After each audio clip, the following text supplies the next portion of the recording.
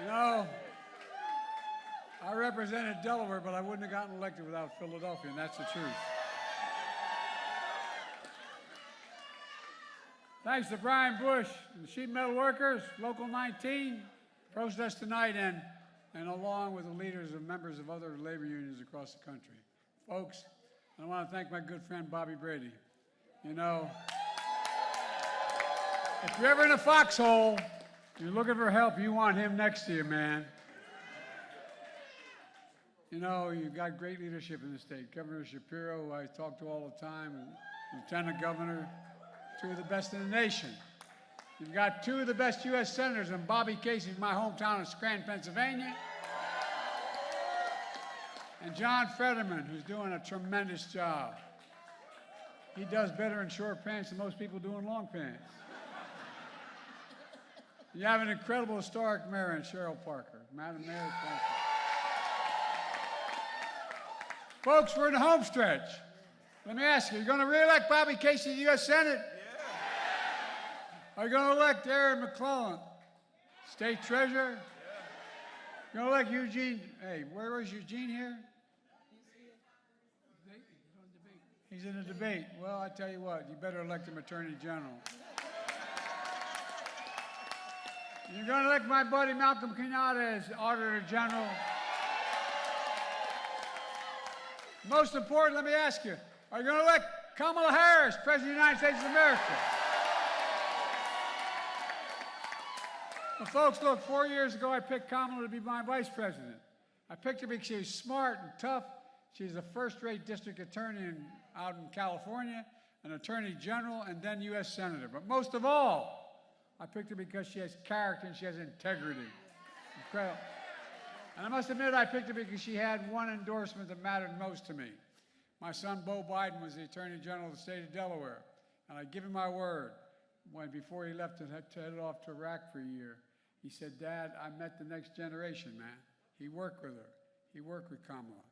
I'm not joking. As Attorney Generals, they worked together to take on the big corporations. And folks, he spent the next year stationed in Iraq with those god-awful burn pits, the size of a football field and 10 feet deep, incredible. Used it to incinerate everything from waste of war to chemicals, tires, just like up on 9/11, all those firemen. Smoke thick with poison spread through the air and the lungs of our troops, and Beau, like many others, shortly after he got home, he was diagnosed with stage 4 glioblastoma, which is a death sentence. He lasted for, thank you, man. He lasted for a long while, but Beau was Attorney General of Delaware at the same time she was Attorney General of California. As I said, he told me, Dad, she's an extraordinary leader. She's the next generation. Take a look at her, Dad. And she's been that and more to me. I'm one of the few people in American history who's been vice president and president, and I know both jobs, what they take. And I can tell you, Kamala Harris has been a great vice president. She'll be a great president as well. When I decided it was time to pass the torch to the next generation, I knew who I wanted to replace me. I endorsed Kamala immediately.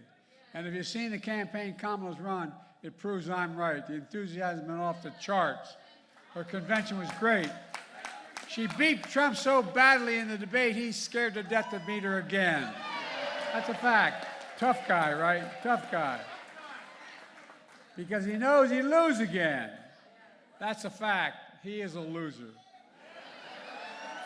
Look, now I'm proud of our record the past 4 years. Maybe you saw Rachel Maddow last night, who did raised a lot of questions. You're going to make business decisions about who's doing a better job in the economy. She said, the Biden-Harris economy has been not only left every other rich country in the world in the dust, it's left the Trump administration in the dust. Well, folks, that wasn't hard to leave him in the dust.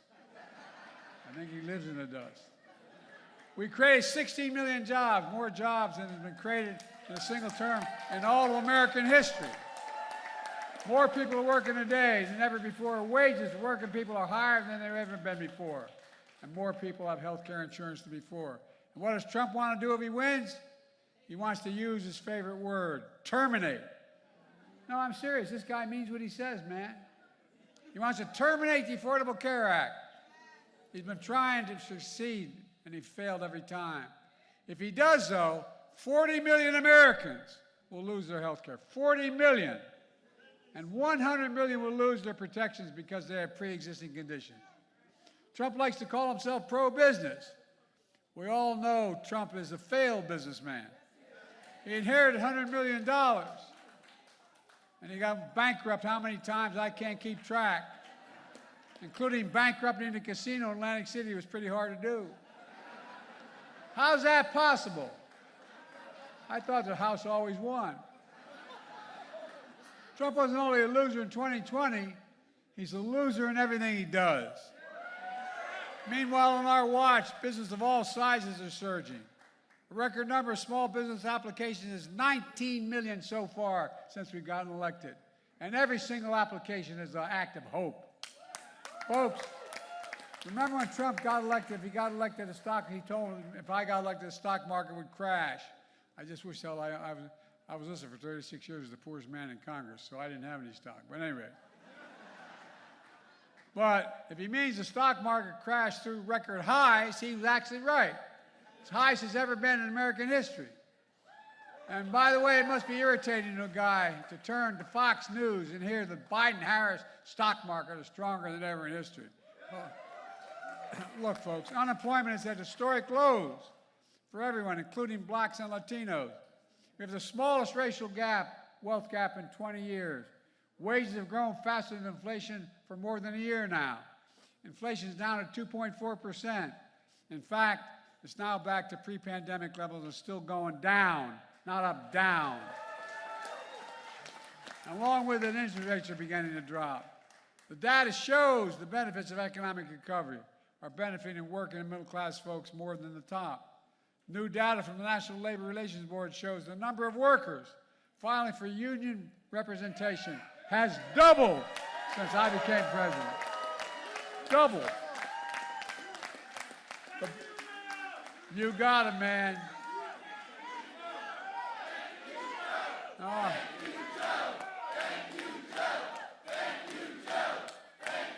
My grandfather would roll over in his grave if I wasn't. He'd say, Joey, from Scranton, he'd say, Joey, you're a union from belt buckle to shoe sole. He said it a little more colorfully than that. The Biden-Harris administration is the first administration in 5 decades to increase union petitions. Simple. They know, you know, Kamala and I know. Wall Street didn't build America. The middle class did, and unions built the middle class. And that's a fact. And I make no apology for being the most pro-union president in American history. Folks, I mean it. Under our administration, we made the most significant investment in public safety in history. $15 billion to law enforcement through the American Rescue Plan. And not a single Republican voted for it. The result, violent crime is down to a 50-year low. The murder reached the largest ever reduction. And Trump's response, lie after lie, that somehow the stats are fake. He says they're making up the numbers. Not only that, for weeks, Kamala and I negotiated the strongest bipartisan border deal in American history. One of the most conservative senators from Oklahoma and a progressive Democrat from Connecticut worked 4 weeks on it. Got it passed, introduced it into Congress. What happened? It funded more agents, judges, high-tech machinery, and all the like. But Trump knew it was a good deal. So he got on the phone and started calling Republicans. Say, quote, you can't vote for this because it will help Biden and hurt me. He's a great American, isn't he? So Trump and the Republicans killed the deal. But Kamala and I didn't stop. We surged resources, increased enforcement. We took executive action. We worked with Mexico, and despite all of Trump's friends say, there are fewer border crossings today than the day he left office, right now. But let me say it again. There are fewer people coming to this country legally as I stand right now than the day he left office. We're going to, and look, I got to say, Kamala will say, she's going to do more for comprehensive reform. That's one of the main things that got to get done. So let's set the record straight. More people are working today in America than any time since Trump left office. That's just a fact. More people have health insurance than when Trump was president. More people are earning higher wages. The stock market is even higher. 401ks are stronger. Violent crime is down, murder is down, fewer people are crossing the border. And Trump calls that a hellscape. Talks about America being a failed nation. Where the hell is he from? No, I'm serious. Think about it. A president calling America a failed nation makes me angry. I say America's winning. We're the most powerful nation in the world, the most respected nation in the world. And every other country in the world like to be like. Trump says we're losers, but the only loser I know is Donald Trump. Look, don't get me wrong, there's more work to be done. Kamala and I have specific plans to bring down the cost of housing, child care, elder care, and more. How we solve these challenges will help make the next president who's president. Every president has to cut their own path. That's what I did. I was loyal to Barack Obama, but I cut my own path as president. That's what Kamala's going to do. She's been loyal so far, but she's going to cut her own path. How to further economic growth. How to keep making it easier to start and grow business. How to make a border more secure. How to make health care even more affordable. How to make housing more affordable. How to make child care and elder care more affordable. All of which, if we do, actually grows the economy and cuts the deficit. Folks, Kamala will take the country in her own direction. And that's one of the most important differences in this election. Kamala's perspective on our problems will be fresh and new. Donald Trump's perspective is old and failed and, quite frankly, thoroughly, totally dishonest. Look, what's his idea for our economy? He says he wants to give another tax cut, a $5 trillion tax. That's not a joke. A $5 trillion tax cut for the wealthy. Last time he did a $2 trillion tax cut and set the biggest debt, increased the national debt more than any other president has in any single term. And by the way, to pay his taxes to the wealthy, he wants to cut Social Security and Medicare. Not a joke. Not a joke. In addition to terminating the Affordable Care Act, he wants to repeal what we did to lower prescription drug costs. He wants to bow down to Big Pharma again. Kamala and I finally beat Big Pharma. We gave Medicare the power to negotiate prescription drugs like the FDA does for veterans. Look, the VA and seniors with disabilities are now paying $35 a month instead of $400. And starting in January, all the seniors on Medicare will have a total prescription drug cost capped at $2,000 a year, no matter how much they have to spend. Okay, cancer drugs. Excuse me. We ain't going back.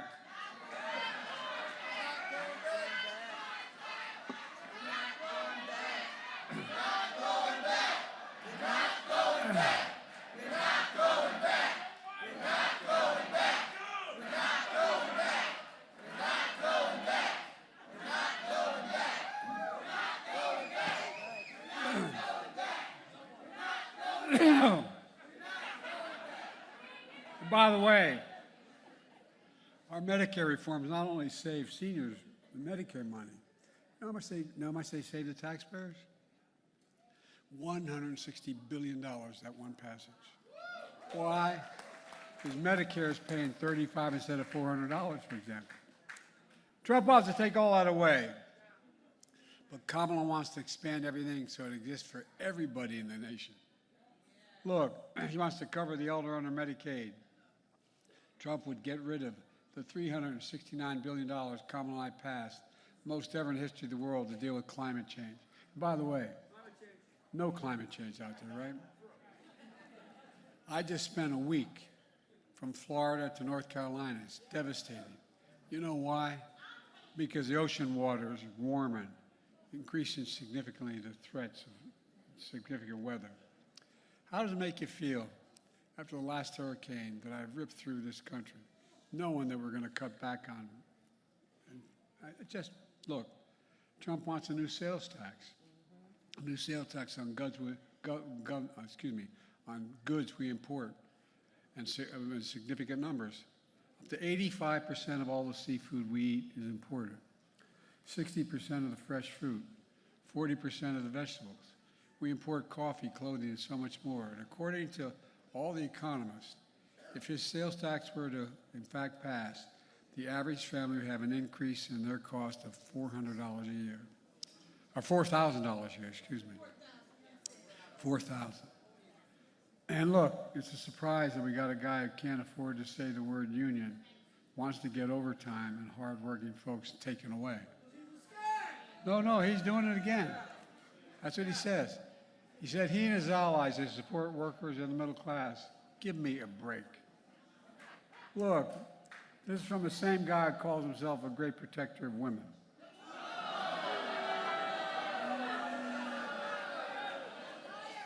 Come on.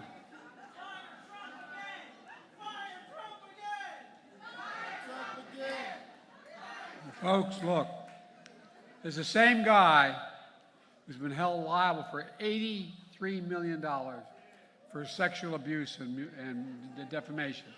Same guy for getting rid of Roe v. Wade. The same guy who has 3 other major cases waiting for him when he loses. And by the way, 34 felonies. So far, he hadn't got sentenced. He got the sentence kicked back, but I want to watch that sentence. Look, Donald Trump's not running for you. He's running for himself. I think he's running to stay out of jail. What's he got left? Trump's whole come down to demonizing immigrants, call immigrants animals, saying they don't have good genes, saying they poison the blood of our country. It's sick. You know, it's designed to prey on our worst fears. It's un-American. Think about it. Trump hides all his racism, or used to, but now it's just out front. He has the same ideas on race as the 1930s. Trump's ideas in the economy are from the 20s. Trump's ideas in women are from the 50s. And folks, this is 2024. We can't go back. We've made too much progress. We have to keep moving forward. And folks, for all the talk about issues and policies is all important, the real measure of a president is character, integrity, judgment, temperament. Because here's what I can tell you. Every president is confronted with crises no one saw coming. And in that moment, what matters about a president is the president. Does he have integrity? Does she have integrity? A code of honor that they live by? What belief system guides their decisions? How do they handle pressure? How do they respond when things don't go their way? Will they uphold their oath and honor the Constitution? With Donald Trump, we know the answer. Just ask yourself, how did Donald Trump handle COVID crisis when he saw it coming? How we know from Bob Woodward's book how Trump lacks character and can't be trusted. Trump deliberately led the American people to believe that it wasn't a dangerous thing, COVID. I remember how he told us to inject bleach. Remember that? Bless me, Father. In the middle of the COVID crisis, this guy gave Putin, we came out recently, he gave Vladimir Putin COVID tests that were desperately needed by Americans at home, and he gave it to Putin. Trump cares more about kissing up to Putin than he cares about your sons and daughters. You know, we lost over 1 million people in COVID. Think about how many we could have saved if it wasn't for his pure incompetence and selfishness. Think about the 2020 election Trump lost. Kamala beat him by 7 million votes, but Trump couldn't accept it, despite the rulings of more than 60 courts, including the Supreme Court.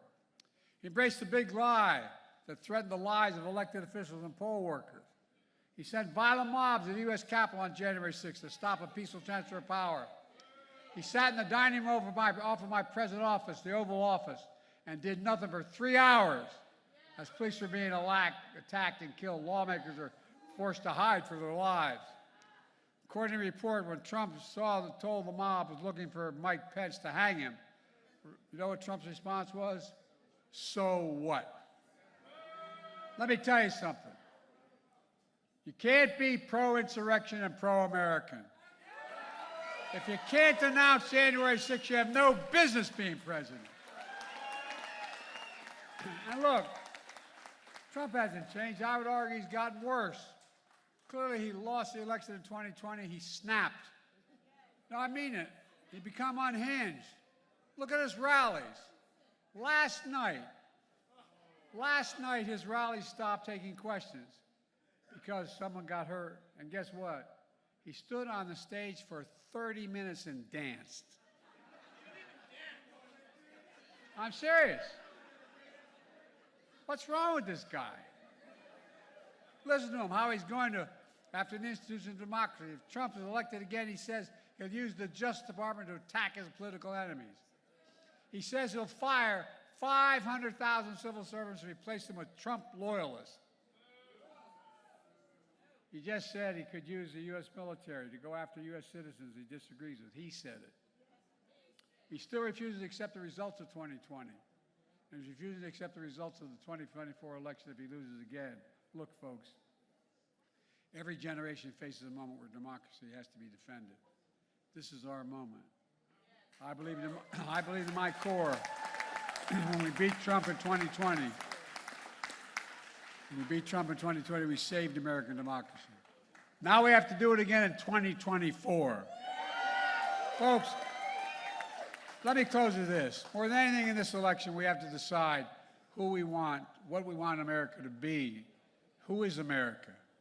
Kamala will be president who believes in America that still stands for the core proposition that stated in this nation, started this nation, right here in Philly, where the Declaration of Independence was signed, where the Constitution was written, where we determine the power of our institutions of government are determined by the power of the people. The power-based, the very idea of America, we're all created equal, deserve to be treated equal through our lives. We've never fully lived up to it, but unlike Trump, we've never walked away from it. And I'll be damned if we'll walk away from it now. Folks, we've got a lot of work to do, especially here in Pennsylvania, especially in Philadelphia. How you go and what you turn out is going to determine the outcome of this election. We have to talk to our friends, our families, our neighbors, our coworkers. We have to beat back the lies with truth. And most of all, we have to vote and get out to vote. Philadelphia, are you ready? Well, let's get this done. Let's remember who we are. We're the United States of America. And nothing is beyond our capacity when we work together. God bless you all, and may God protect our troops. Thank you.